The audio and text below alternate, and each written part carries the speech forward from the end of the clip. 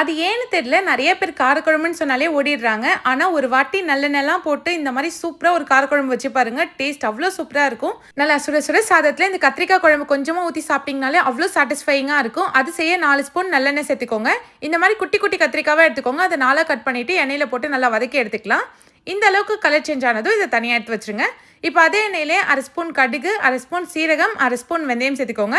20 சின்ன வெங்காயம் சேர்த்துக்கலாம். ஒரு 5லேருந்து 6 பல் பூண்டு சேர்த்துக்கோங்க. ஒரு கொத்து கருவேப்பிலை சேர்த்து வெங்காயத்தை நல்லா சாஃப்ட்டா வதக்கிக்கலாம். இப்போ ஒரு தக்காளி பழம் சேர்த்து இதையும் நல்லா வதக்கிக்கோங்க. மசாலாக்கு 1/2 ஸ்பூன் மஞ்சள்தூள், 1 ஸ்பூன் தனி மிளகாய்த்தூள், 3 ஸ்பூன் குழம்பு தூள் இல்லைனா சாம்பார் பொடி சேர்த்துக்கோங்க.